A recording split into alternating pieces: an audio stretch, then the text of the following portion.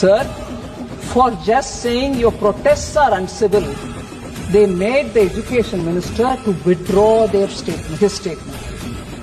When a man repeatedly says Tamil is a barbaric language, Katumirandi Bhashai, look at the hypocrisy.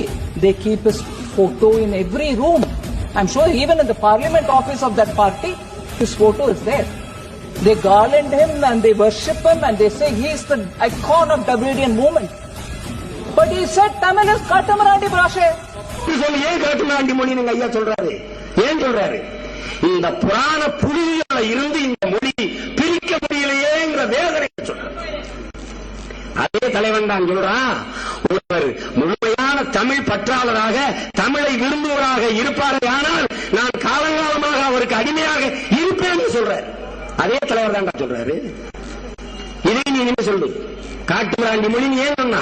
உங்க ராமாயணம், உங்க மகாபாரதம், உங்க பாஞ்சாலி சபதம், இந்த ஏழவு கர்மாந்திரம், தேவாரம், திருவாசகம், அந்த புராண புலிகளை சுமந்த மொழியாக கொண்ட மொழியாக இந்த தமிழ் இருந்து போயிருந்தே நினைச்ச ஆதங்கத்துல சொன்னார் காட்டுமிராண்டி மொழி.